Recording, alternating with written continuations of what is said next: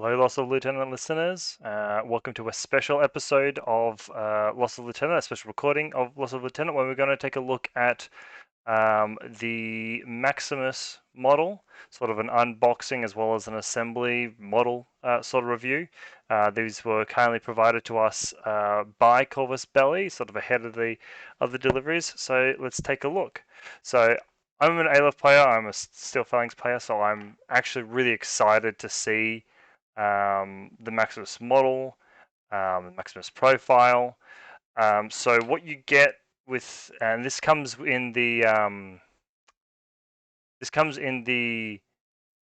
special box with the Caskuda that's being released as part of Gen Con.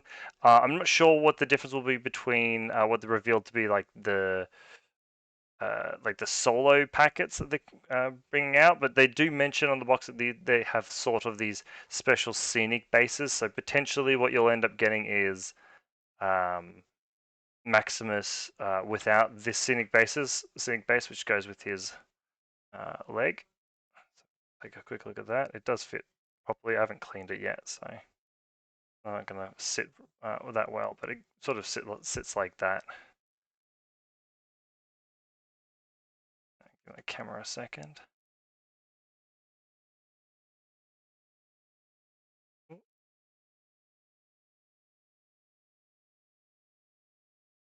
How is it focusing?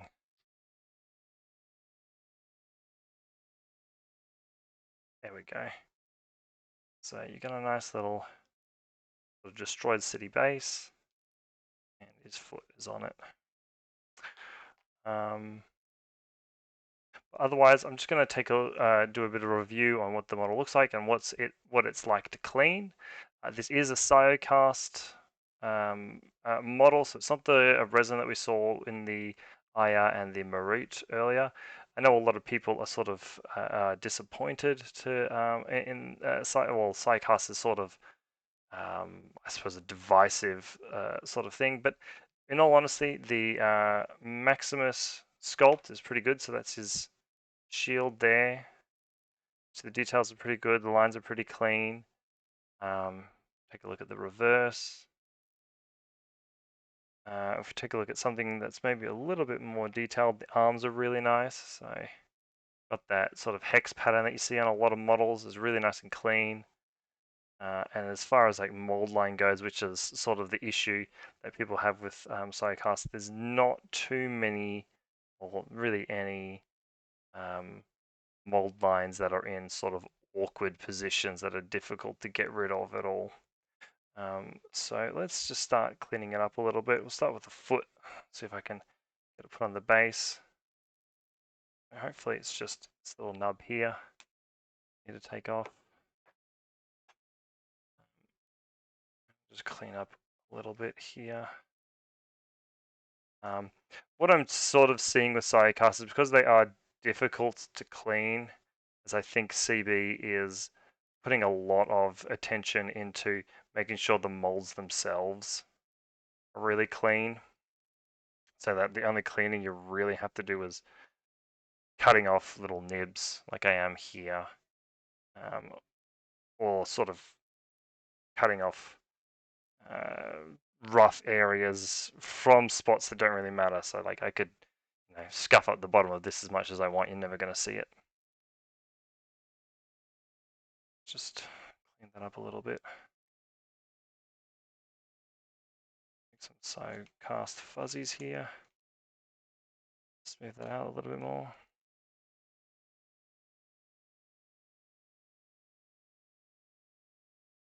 So whenever I get Psycast, that's sort of how I prefer to do it, is I'll make the little fluffy bits, then I'll just go along the edge, cut them off. Let's see what else needs to be done on this foot, this leg. A nib off there.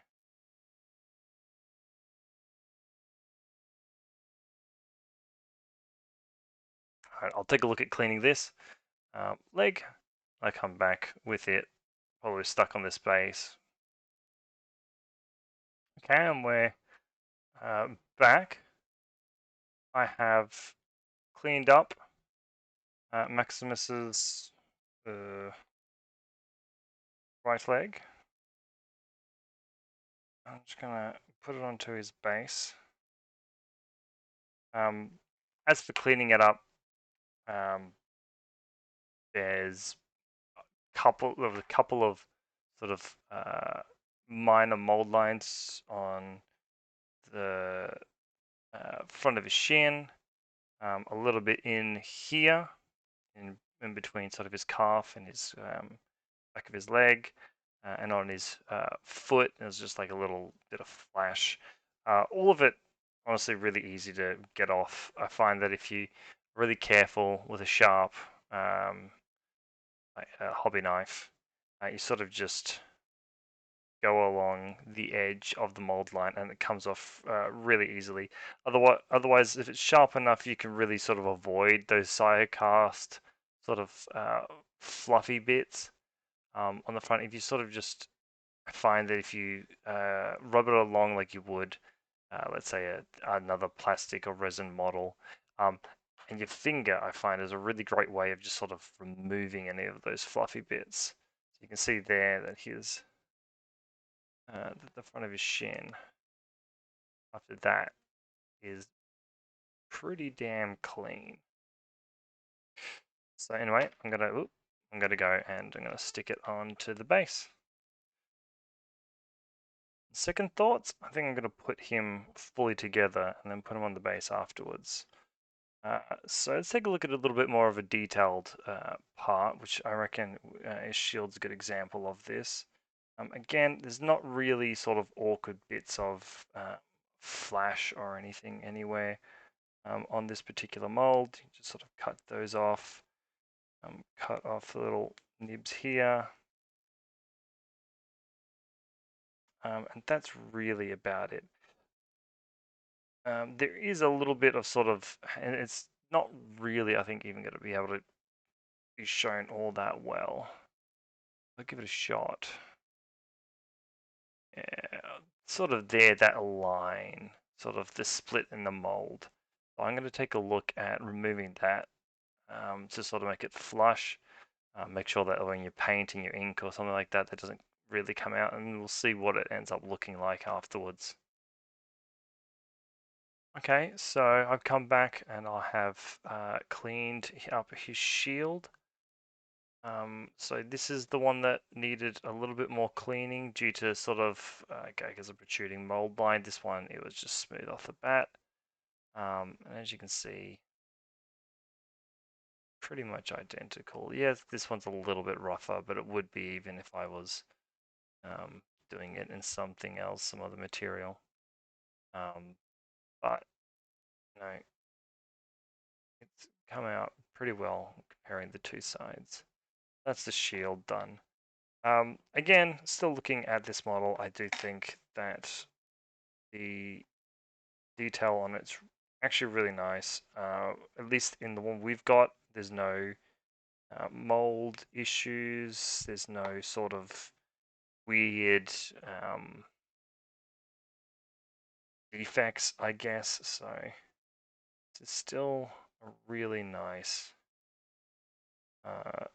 model. While I sort of go around clipping off bits and pieces, I'm going to clip off all of these little nubs. Guess I will throw in my 2 cents. I'm going to just sort of stick to talking about Maximus's profile. Don't really want to get into all the reinforcement stuff right now. But taking a look at what Maximus has, his CC skill, the Natural Born Warrior, the actual weapon that he has, I feel like he's what Agamemnon should have been, with just a little bit more close combat punch. I know that Maximus doesn't have that -3 in CC. He doesn't have martial arts, neither did Aggie. But his Natural Born Warrior sort of acts as a as that -3 whenever you're taking on something that's good at combat, because they don't get the +3 that they would normally get, and they also don't get to apply the -3 to you. For being a tag, he's what, Fizz 15, I think. Take a quick look. Remind myself. Yeah, Fizz 15, CC 24, extra, even more damage in CC in close combat. So he'd be damage 17 with a AP DA close combat weapon. So it's nice. It's nice to see. I think a Steel Phalanx tag that feels a little bit more in place with the idea of Steel Phalanx being that sort of melee centric. Everything's very elite. Sort army list style. The other thing that's interesting is that he has chain of command, which is both interesting in the fact that he is probably is the second as a tag specialist, which means he's able to press buttons while he's in his big form, unlike the other ones that have to. So like I think the I know at the very least the Mega Ripper Guard is a specialist um, outside of the Maggie, but not inside the Maggie. So that's really cool to see that they're giving tags sort of a specialist role. How he's going to really shape up in the actual on the tabletop, no idea. I think he's sort of. I do enjoy his weapon, the multi-marksman rifle. Having those sort of mid-range Spitfire range bands.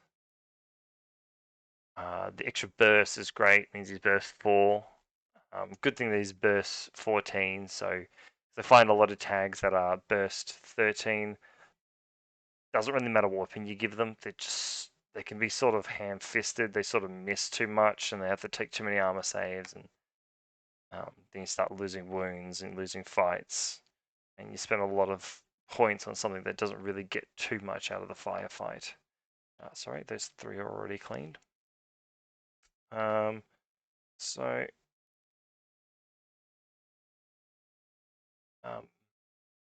yeah, I think he is a nice tag profile. It'll be interesting to see what happens with sort of tags coming in as the reinforcements. I'm more excited about seeing these new profiles au naturel in their sectorials, sort of seeing how they play out there. And that, I think, goes almost doubly for Maximus. I feel like at 71 or 76 points, he's just too much to put into your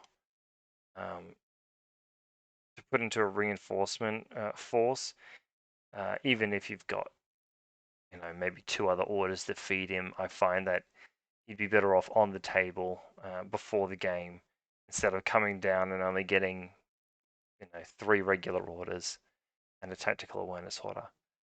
I'm going to take a look at these guys. Like I said, for the most part, this is his sort of main body part.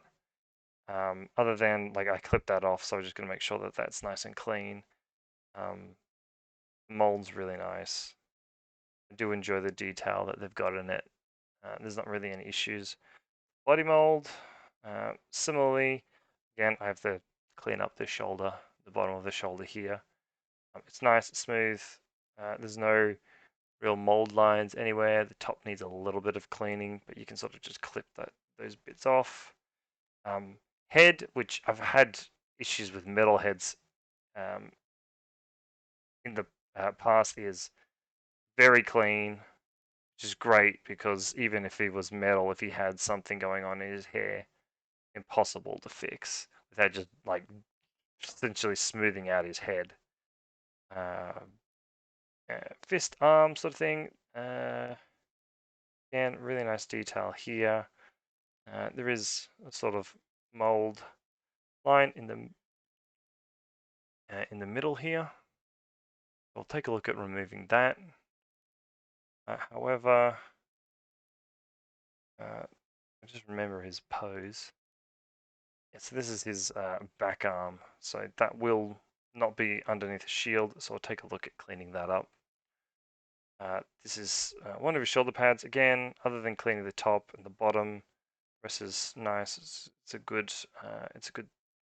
cast. It's a good mold. Good mini. Gun, it's great. I literally only have to sort of clean up this enough so that I can stick it on. The rest is sort of, it'll just stick as is. Because there's not really anything to clean up on the rifle. I guess that's his multi-marksman rifle. On this arm, which I think is a shield arm, this here looks like a little funny, but not really, because it doesn't really matter, because that has one of the plates going straight on top of it. So you're not going to see pretty much anything of it. It's only really around that hole there. So it's not going to matter for anything. And of course, his other leg is great. There's not really any lines, so to speak, of other than maybe at his toe here. Again, I'll clean that off. I mean, I'm almost getting rid of it just with my fingernail here. So I'll take to a hobby knife. What I'll do is I'll clean up all of these minis. And I'll come back when I go to put them together, see how he fits together.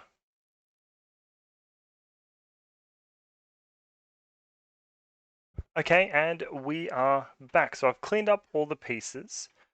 It wasn't too much to be worried about. What I did find, however, is with Maximus's, let's see which arm it was. It wasn't this one. With his rear arm, mold line that sort of went from here, this little bump, all the way to the front. And these can be kind of difficult to get rid of with Siocast. So what I find is if you use the back of the Exacto blades kind of gently, just to sort of get rid of the mold line very quickly, get rid of the beginning of it, you have to sort of like just skim it across the surface. Something that if you are familiar with like Warhammer models, you do that. It's very easy to get rid of mold lines doing with the back of an Exacto blade. And you come at it with an emery board. So this is a two-sided emery board. One's a little bit rougher to sort of cut it off. The other's the polish. I tend to use this side a little bit more, and it sort of turns the Siocast material into powder instead of those sort of stringy bits. And so, if I can find the arm again, find that you get a just focus in.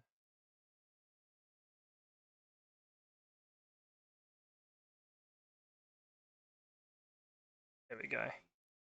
Get a pretty damn smooth finish.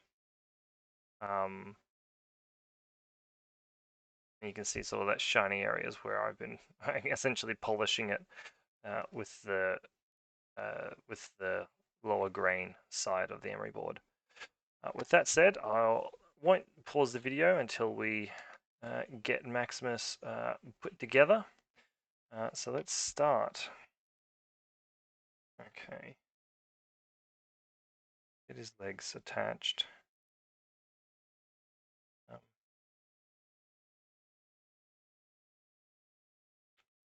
So, well, I do agree with a lot of people that Siocast compared to metal, just a bit off there, or the resin is not as easy to work with. It really is just a different material. It's just something you sort of have to get used to, find ways of dealing with it. Like I said, in the case of dealing with his See if that fits properly.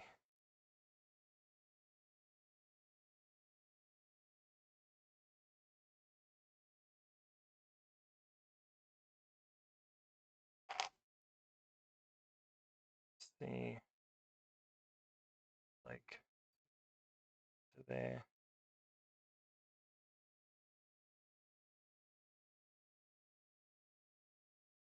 Blue dries.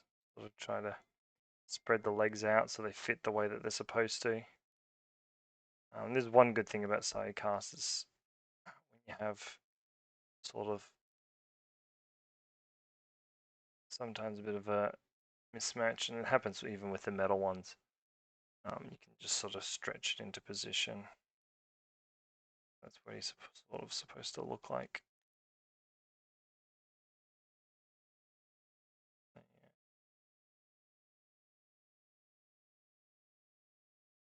We'll put the rest of them together.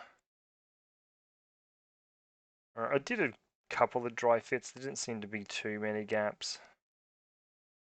You'll see one small gap here where maybe, depending on how you sort of look at what the Infinity models are supposed to look like, maybe you could say that that there is a bit of a gap. Let's see if I can focus in on it a bit better. Yeah. You can see like there you might consider sort of a gap between the pieces, but to be honest, in hell, my avatar had worse worse gap between his shoulder than that.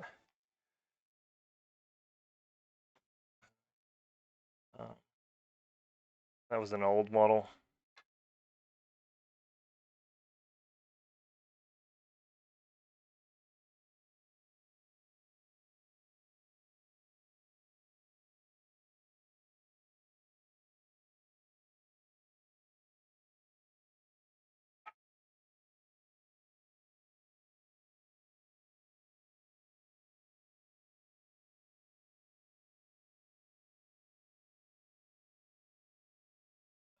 To get that into a little bit.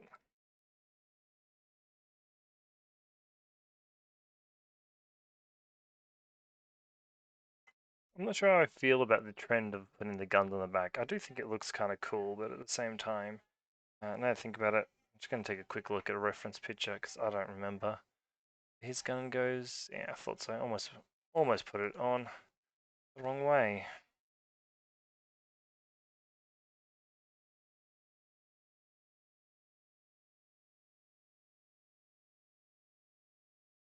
Rotate that a little bit more. Fitting a bit straighter on his back. Not that he's standing particularly straight up, so that's in line with his actual back. That was another thing I found, especially using that technique. So there was mold lines going sort of down the barrel of the gun. Again, back of the knife, gently sort of prying it off. Getting one of these sort of like foam emery boards that you can squish a little bit. Just getting in there with the polishing edge. Pulls off all those sort of fuzzy bits like completely. So, while yeah, you can still sort of see where the mold lines used to be. They're nowhere near as pronounced as they used to be. You can see if you look at the side there, they're not really even there at all.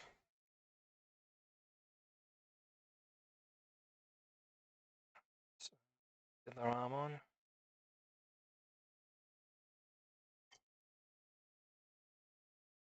Really push this one in.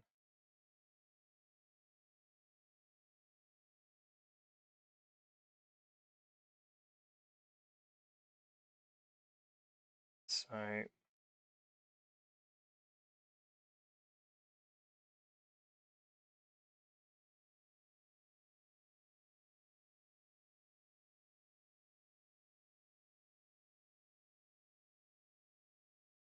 really sort of push it in.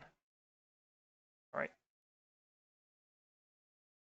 So that might be sort of the second area you might consider there to have been a gap.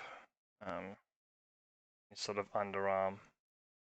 There, it's not really all that pronounced. Again, there have been bigger gaps in older models than that.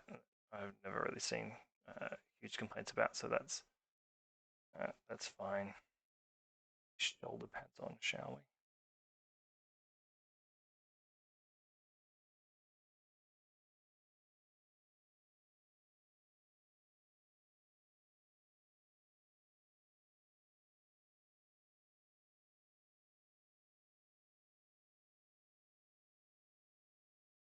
Go with shoulder pads here. And I'm going to take a quick look at a reference. I want to make sure that I am putting it on the right way.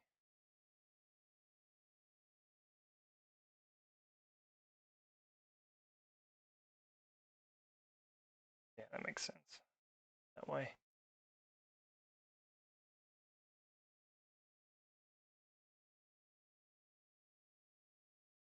I don't know why I'm so nervous to push this shoulder pad on.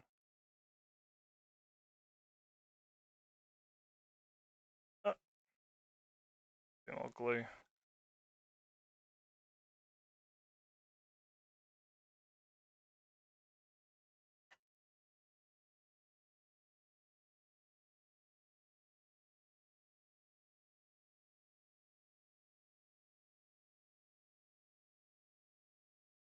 Just hold it down. Because it is one different thing between like Sidecast and the old metal. While Sidecast is probably a tougher material, less prone to bending, you do have to sort of push to make a piece just fit just a little bit more than what it's naturally sitting as. So this, as you saw, popped off a little bit. You do have to push, and metal sort of molds to whatever you're pushing in. Here it's just a matter of glue, getting enough glue to hold it down and holding it for a little bit.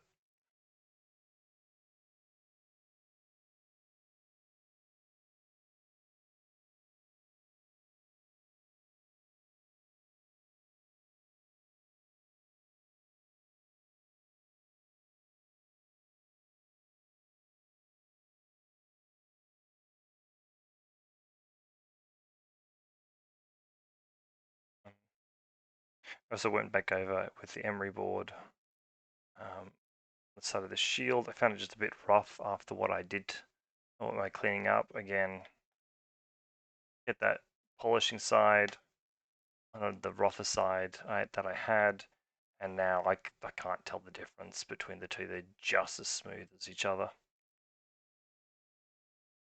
All right, let's get this. I always prefer to put the glue into, I suppose, the hole of these joints. Just find it gives me a little bit more control over goes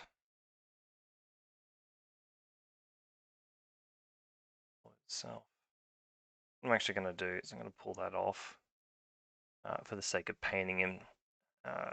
Find the shield. It's got a lot of detail on the back there. A lot of detail that you can see. Covers up his arm, covers up his shoulder, covers up here. You're going to have enough difficulty trying to paint in there with his arm in the way. This is not going to make it any easier. What I'll do is I'll let the glue dry. I'll get a bit of blue tack so we can see how he looks put together. However, I will pop his head on. Another sort of interesting concept with Maximus, I find, is that he's sort of the first tag with the actual like pilot sticking out of it. Most of the time, sort of dealing with either remote presence, so the only pilot's the little robot that can pop out of it. This time we have our actual Aristea legend with his head sticking out. That makes it interesting to think that there's an S2 Maximus walking around somewhere. Considering I don't think we've ever seen him be small, quote unquote. Because even in his Aristea iterations, he's quite a large bloke. whether he's looking like a hoplite, like a Spartan, or whether he's in his normal gear. Let's finish him off. Stick him on base. Part of me is almost considering not doing that again for the sake of painting, so maybe we'll just put a bit of blue tack back and put him together so we can really see the final. There we go. I thought I had some here. Let's refocus that.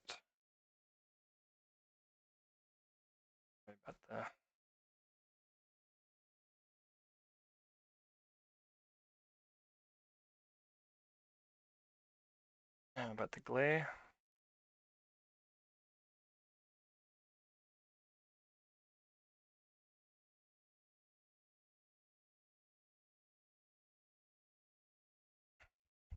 Tiny bit of blue tack. So we can see what final Maximus is supposed to look like. Not that we haven't already seen it from the art, but there we go. That's our final Maximus. We just blue tack that foot there. Push this one to be, what the hell is his foot socket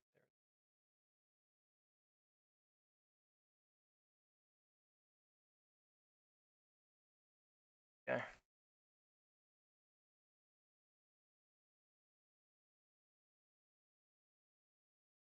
There you go, it's your final. Focus in. Come in all his glory. There we go. Our final Maximus mini. Honestly, I'm really happy with the Maximus miniature. I think it looks really cool. Bit of a divergence from, I guess, the steel phalanx kind of look that we're used to seeing from, well, steel phalanx models. But I think it's sort of showing off the fact that he's both, both sort of steel phalanx kind of character as well as that Aristeia champion. So he's got a shield that's kind of reminiscent of the one he has his Aristeia sort of form, and same with his armor. A little bit on the cross between the two.